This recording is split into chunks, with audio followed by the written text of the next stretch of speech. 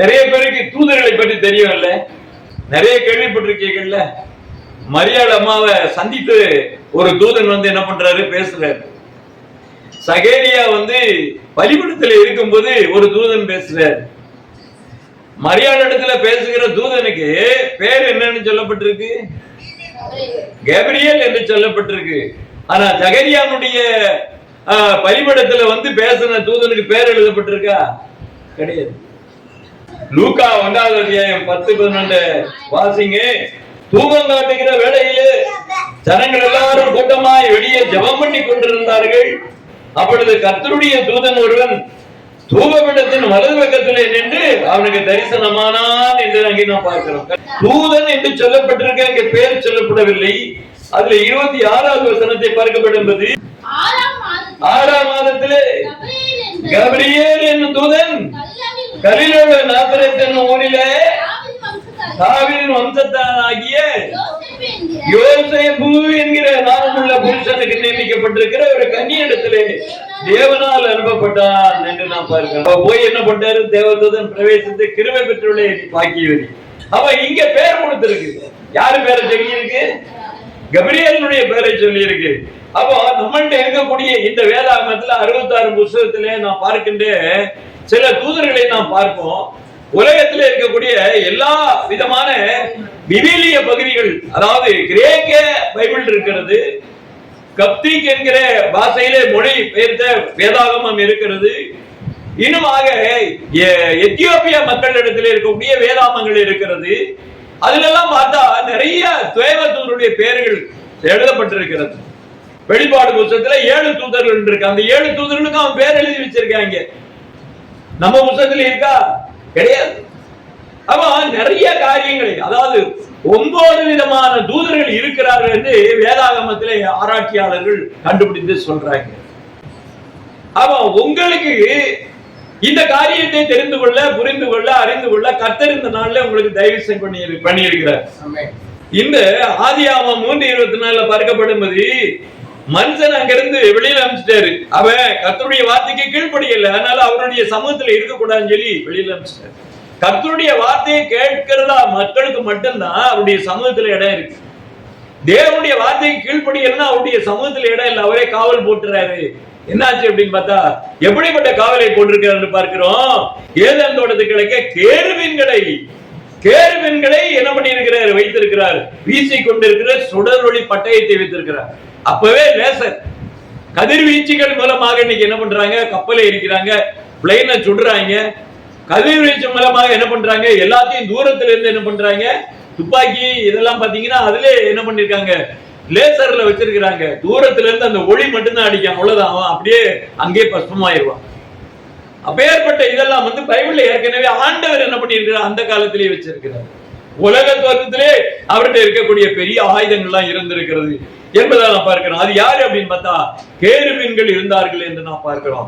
அப்ப முதலாவதாக தேவ தூதர்கள கேருபீன்கள் இருக்கிறார்கள் என்கிற ஒரு அடையாளத்தை நாம் பார்த்துட்டோம். இன்னொரு காரியத்தை நீங்கள் அறிந்து கொள்ள வேண்டும். ஏசாயா 6:2 நாம் பார்க்கப்படும்போது சேராபீன்கள் அவருக்கு மேலாக நின்றார்கள், அவர்களில் ஒவ்வொருவருக்கும் அவ்வாறு சட்டைகள் அங்கே இருந்தது என்று நாம் பார்க்கிறோம். நல்லா தெரிந்து கொள்ளுங்க, அவ்வாறு சட்டைகள் 2 சட்டைகள் கால்களை மூடிக்கொள்ளுகிறது, 2 வந்து என்ன செய்கிறது, முகத்தை மூடிக்கொள்ளுகிறது. 2 சட்டைகளை அடித்து பறந்து பரிசுத்தர் பரிசுத்தர் என்று தேவனை துதிக்கிறார், போற்றுகிறார் சேராபீன்கள் இருக்கிறார்கள் என்பதான் நாம் பார்க்கிறோம். அப்ப அங்கே இருக்கக்கூடிய சேராபீன்களை நாம் பார்த்துட்டோம். இப்படியாக இன்னும் பகுதிகளில் நாம் பார்க்கப்படும்போது என்ன அப்படின்னு கேட்டீங்கன்னாக்க, ஆண்டவருடைய உடன்படிக்கையின் பெட்டிய மோசே செய்யும் போது அங்கே கேருபீன்களை வைக்க சொல்லுகிறாரு. அந்த 2 பக்கத்திலேயும் கேருபீன்கள் இருக்கிறதை நாம் பார்க்கிறோம். அந்த கேருபீன்களுக்கு எத்தனை ரெக்கை இருக்கிறது? கரெக்ட். உடன்படிக்கையின் பெட்டியில தேவ சமூகத்துல, அதாவது மிகவும் பரிசுத்தமான ஸ்தலம் என்று சொல்லப்படுகிற the most holy place in the temple. அப்ப அந்த டேபர்னாக்கிளுக்குள்ள, அதாவது மகா பரிசுத்த ஸ்தலத்திலே இருக்கக்கூடிய உடன்படிக்கையின் பெட்டியிலே 2 கேருபீன்கள் வைக்கப்பட்டிருக்கிறது. அவளுக்கு 2 என்ன இருக்குது, சட்டைகள் இருக்கிறது என்பதை நான் பார்க்கிறோம். யோபு 38:7 வாசிங்க. உலகத்தை ஆண்டவர் படைக்கிறார், வானத்தையும் பூமியும் கர்த்தர் படைக்கிறார். உலக தோற்றங்களிலே தேவன் படைக்கின்ற நேரத்திலே அங்கே சொல்லப்பட்டிருக்கிறது. யோபனுடைய புத்தகத்திலே 38:7 நாம் வாசிக்கப்படும் போது என்ன சொல்லுகிறது? அப்பொழுது விடிய காலத்து நட்சத்திரங்கள் ஏகமாய் பாடி தேவ புத்திரர்கள் எல்லாரும் கெம்பித்து, அங்கே தேவ புத்திரர்கள் சொல்லப்பட்ட தேவ தூதர்கள் இருக்கிறார்கள். அவங்க எல்லாம் பாட்டு பாடுகிறவர்கள், இசை இசைக்கிறவர்கள். அப்ப தேவ புத்திரர்கள் சொல்லப்படுகிற தேவ தூதர்கள் அங்கே இருந்து ஆண்டவருடைய ஒவ்வொரு படைப்பையும் பார்த்து ஆண்டவரை மகிமைப்படுத்துகிறார்கள். அப்போ அங்க ஒரு குரூப் இருக்கிறது. அவன் தேவ தூதர்களே எத்தனை விதமான அதாவது குரூப்புகள் இருக்கிறாங்க, எப்படிப்பட்ட வகை வகையாக இருக்கிறார்கள் என்பதை இந்த இடத்துல நாம் பார்த்து அறிய முடிகிறது. வெளிப்பாடு புத்தகத்துல 5வது அத்தியாயம் 8வது வசனத்தை வாசிங்க. அந்த புத்தகத்தை அவர் வாங்கின போது அந்த 4 ஜீவன்கள் 24 மூப்பர்கள் இங்க பார்க்கப்படுவது 4 ஜீவன்கள் என்று சொல்லப்படுகிற அங்கே இருக்கக்கூடிய தூதர்களை நாம் பார்க்கிறோம். அந்த 4 தூதர்களை பற்றி எசேக்கியேலிலே சொல்லப்பட்டிருக்கிறது. அந்த 4 ஜீவன்கள் சொல்லப்படுகிற அந்த தூதர்களை எசேக்கியேலிலே நாம் பார்க்க முடியும். இவ்விதமாக இந்த 4 ஜீவன்கள் சொல்லப்படுகிற ஒரு பாத்திரங்கள் இருக்கிறது. இப்படிப்பட்டவர்கள் இருக்கிறார்கள் என்பதாக நாம் பார்க்கிறோம். பாருங்க, எசேக்கியேல் 1:1 பார்க்கப்பட்டது வானங்கள் திறக்கப்பட தேவ தரிசனங்களை நான் பார்க்கிறேன். வானம் திறந்து ஆண்டவர் காண்பிக்கிறார் யாரு? எசேக்கியேலுக்கு. அப்ப அவர் பார்க்கப்படும் போது அங்கே இருக்கக்கூடிய அது நடுவில் இருந்து 4 ஜீவன்கள் தோன்றிற்று. அவைகளின் சாயல் மனித சாயலாய் இருந்தது. அவைகளின் ஒவ்வொன்றுக்கும் 4 முகம் இருக்கிறது. ஒவ்வொன்று 4 கட்டைகள் இருந்தது. கால்கள் நிமிர்ந்த கால்களாய் இருந்தது.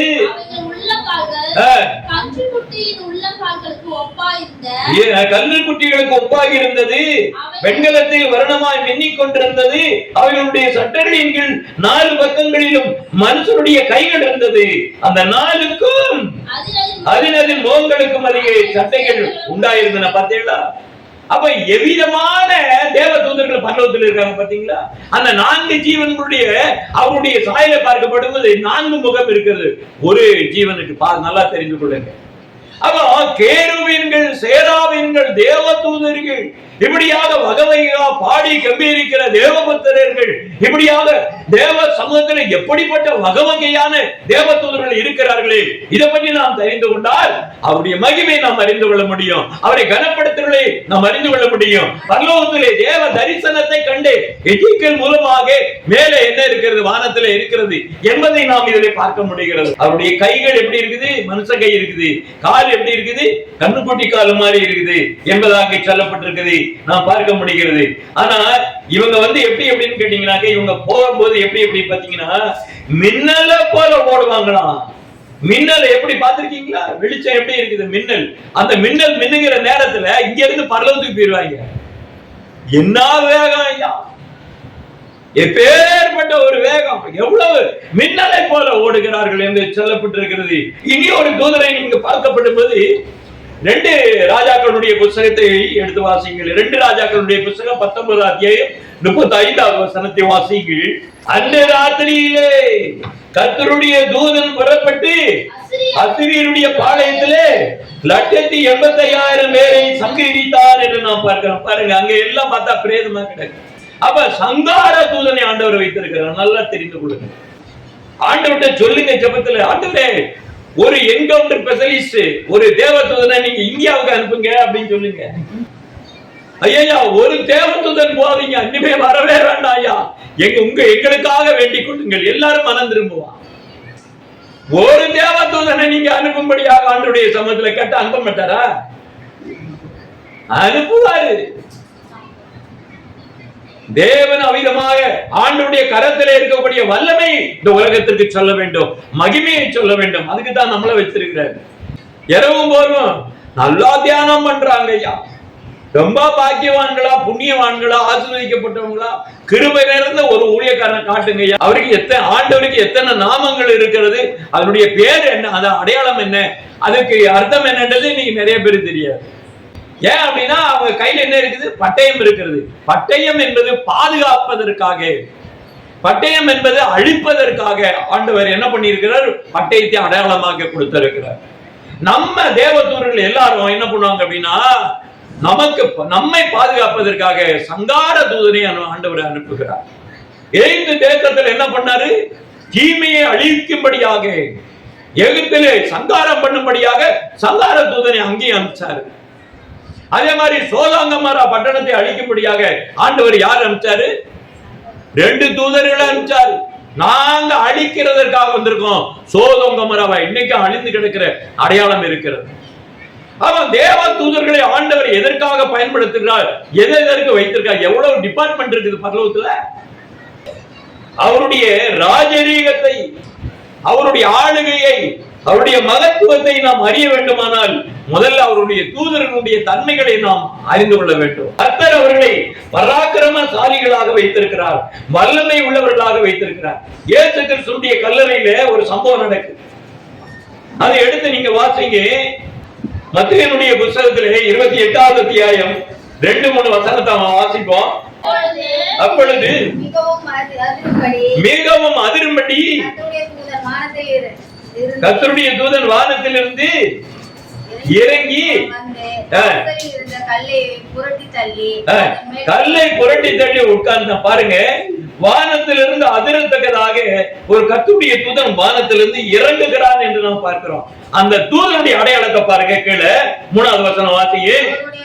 அவருடைய ரூபம் மின்னலை போல இருக்கிறது, அவருடைய வஸ்திரம் உறைந்த மழையை போல வெண்மையாயிருக்கு. அப்ப அது ஒரு தூதனுடைய தன்மையை பார்த்தீங்களா?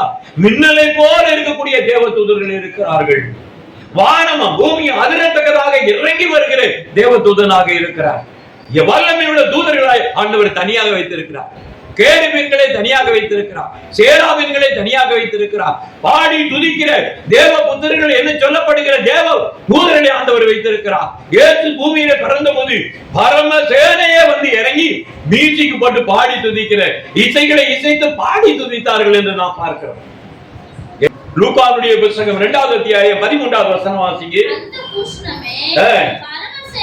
அந்த கணமே பரமசேனையின் திரள் அந்த தூதனோட தோன்றி உன்னதத்திலே தேவனுக்கு மகிமையும் பூமியில் சமாதானமும் மனுஷன் மேல் பிரியமும் உண்டாவதாக என்று சொல்லி தேவனை துதித்தார்கள். அப்புறமாக தேவ தூதர்கள் அவர்களை விட்டு பரலோகத்திற்கு போன பின்பு ஒரு பெரிய சேனைகள் வந்தது. பாடி துதிக்கிற ஆயிரமாக எவ்வளவு தூதர்கள், பரம சேனைகள் அப்படியே வந்து இசை இசைத்து பாடினார்கள். ஆண்டவரை மகிமைப்படுத்துகிற தேவ தூதர்கள் பரலோகத்தில் இருக்கிறார்கள். அவர்கள் எல்லாம் வந்து இயேசு பூமியில பிறந்தப்போ மியூசிக் போட்டு இசை இசைத்து பாடுகிறார்கள். பூமியிலே சமாதானம் மனுஷன் மேல் பிரியமும் உண்டாவதாக என்று சொல்லி தெரிவித்தார். தேவ தூதர்களுக்கு பாட்டு நல்லா வரும், நல்லா பாட தெரியும். நீங்களும் அவிதமாக பாடணும்னு ஆண்டவரே சொல்றாரு. வேதம் தெரியாம எப்படி நீங்க பாடுவீங்க? கர்த்தருடைய மகிமை அறியாம எப்படி பாடுவீங்க? கர்த்தருடைய வல்லமையை குறித்து தெரியாம எப்படி பாடுவீங்க? வேதத்துள்ள நிறைய காரியங்களை நாம் அறிந்தால் மட்டும்தான் அந்த உணர்வு நமக்கு தெரியும். உணர்வுள்ள ஆவியை நமக்கு கத்து தந்து கிருபையான பாடல்களை பாட வைப்பாரு. அதுலதான் அவருடைய மகத்துவம் விளங்கும். அது மூலமா தான் ஜனத்துக்கு விடுதலை, அது மூலமா தான் ஜனங்களுக்கு ரட்சிப்பு. அப்படியாக இன்னைக்கு நம்ம தயாரா இருக்கிறோமா? ஆண்டவன் சொல்ல ரட்சிக்கப்பட்டவர்கள் அவர்கள் மட்டும்தான், அந்த 1,44,000 பேர் முதல் பங்கு மட்டும்தான் அவர்கள் பாடுகிற பாட்டு உலகத்துல யாருக்குமே தெரியாதான். அவர்கள் மட்டும்தான் பாடுவார்களாம், புதிய பாடல் பாடுவார்களாம், வேற யாருக்குமே தெரியாதான். அப்போ ஒரு மனிதர்கள் ஆண்டவர் 1,44,000 பேர்ல நாங்க இருக்கோம் அப்படின்னு சொல்லானே, அந்த புது பாட்டை பாட சொல்லுங்க பாப்போம். அந்த புது பாட்டு என்னன்னு சொல்லுங்க பாப்போம். உனக்கு ஒழுங்காவே பாட்டு வராது, நீ 1,44,000 பேர்ல ஒரு ஆளா? அந்த இடத்துக்கு போறதுக்கு நமக்கு தகுதி இருக்குதாயா? அதுக்குள்ள மேன்மை என்ன இருக்குது? ஆண்டவர் சொல்லுகிறார், அவர்கள் அந்த 1,44,000 பேர் பாடுகிற பாட்டை ஒருவன் பாட முடியாது பூமியில. அவங்களுக்கு மட்டும்தான் தெரியும். அவங்களுக்கு ஏற்கனவே ரட்சிக்கப்பட்ட அவங்க இருக்காங்க அப்படின்னா அவங்களுக்குள்ள அந்த பாட்டு இருக்கும். நீங்க ரட்சிக்கப்படுகிறார் பிள்ளைகளுக்காக ஆண்டவர் நிறைய பாடல்கள் உங்களுக்கு கொடுத்திருப்பாரு. சும்மா ஒண்ணு இல்ல, தேவனுடைய பிள்ளைகளுக்கு பாடலை கொடுத்திருப்பாரு. ஆண்டவர் எப்பாவது நமக்கு ஆவியிலே நாம ஜெபிக்கும் போது, நாம் ஆண்டவரை நினைக்கும் போது நமக்கு உள்ளத்திலிருந்து நிறைய பாடல்கள் வரும். அப்பவே உடனே அந்த பாட்டை எழுதி வைக்கணும். ஆனா விவரமானவங்க எழுதி வச்சு என்ன பண்ணி இருக்கிறாங்க, நிறைய பாட்டு புத்தகங்களை வெளியில விட்டுருக்காங்க. ஆண்டவர் கொடுத்த பாட்டு, அதுலதான் ஆண்டவருடைய அருளாபிஷேகம் இருக்கிறது, ஆண்டவருடைய வல்லமை இருக்குது, மகத்துவம் இருக்கிறது, கிருபை இருக்கிறது. அப்படியாக நாம் பாட வேண்டும். எபேசியருடைய புத்தகத்திலே 6வது அத்தியாயம் 12வது வசனம், வானத்திலே நிறைய பொல்லாத ஆவிகள் இருக்குதான். வானமண்டலத்துல பொல்லாத பிசாசுடைய ஆவிகள் இருக்கிறது, சேனைகளாக இருக்கிறார்கள். பிரபஞ்சத்துல வேற சாத்தானுடைய கூட்டம் இருக்கிறது. உலகத்துல நல்லா தெரிந்து கொள்ளுங்க, ஆண்டவர் சொல்லி இருக்கிறாரு ஏற்கனவே. ஒரு தூதர்கள் கூட்டம் 2 பேருடைய புத்தகத்துல 2வது அத்தியாயம் 4வது வசனத்தை வாசிங்க. பாவம் செய்த தூதர்களை தேவன் தப்ப விடாமல் அந்தகார சங்கிலினாலே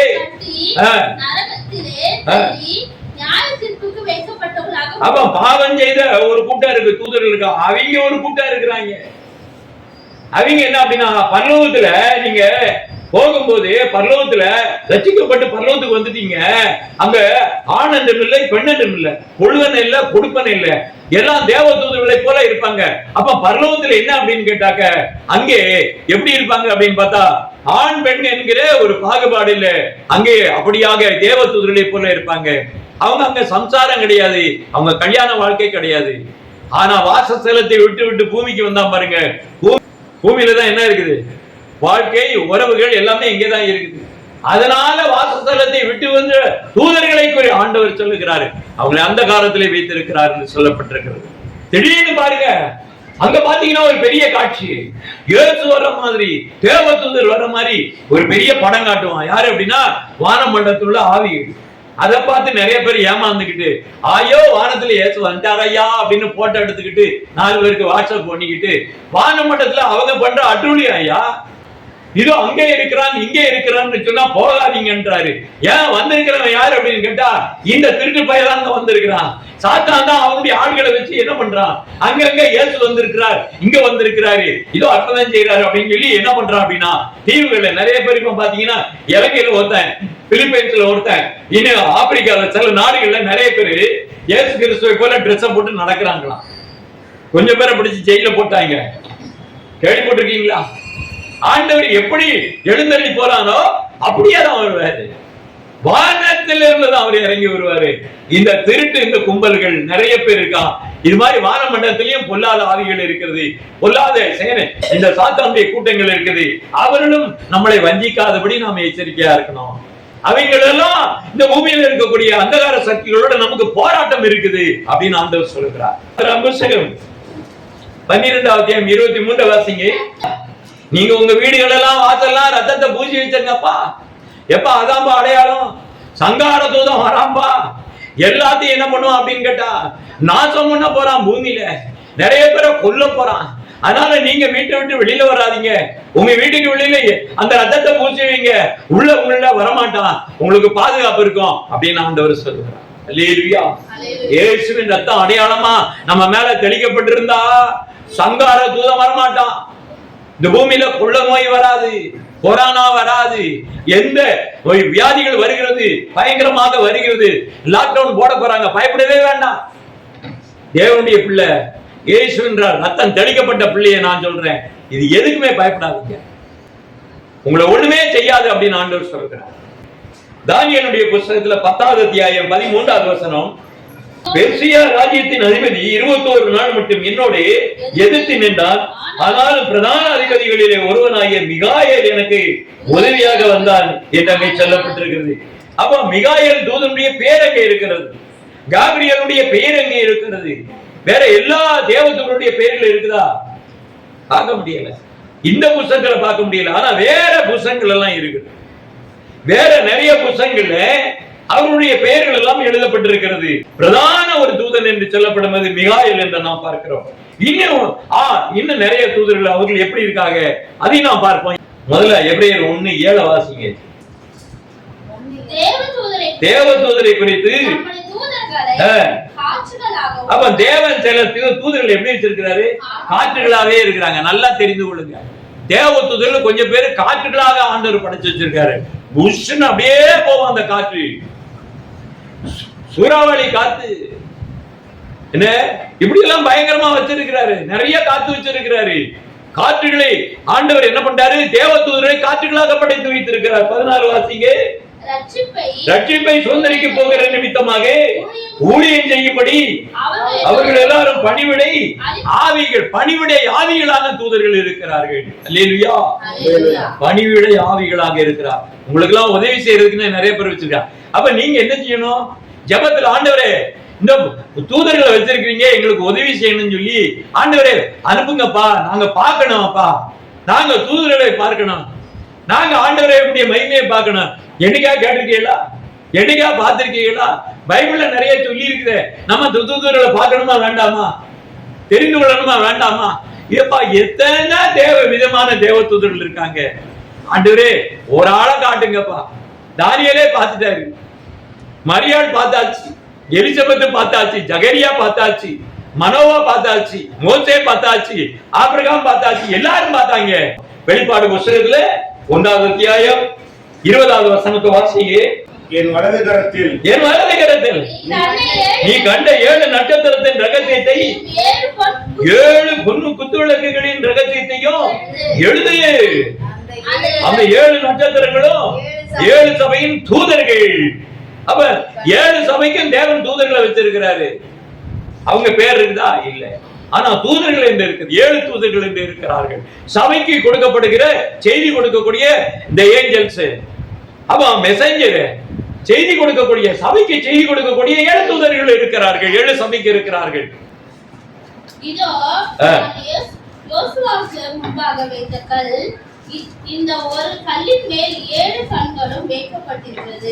ஜகரியா 3:9 சொல்லுது, இதோ நான் யோசுவாவுக்கு முன்பாக வைத்த கல், இந்த ஒரு கல்லின் மேல் 7 கண்கள் வைக்கப்பட்டிருக்கிறது. இதோ நான் அதன் சித்திரவரை நிறைவேற்றி இந்த தேசத்தில் அக்கிரமத்தை ஒரே நாள் நீக்கி போடும் என்று கர்த்தர் சொல்கிறார். சரி, ஜகரியா 1வது அத்தியாயம் 10வது வசனம்.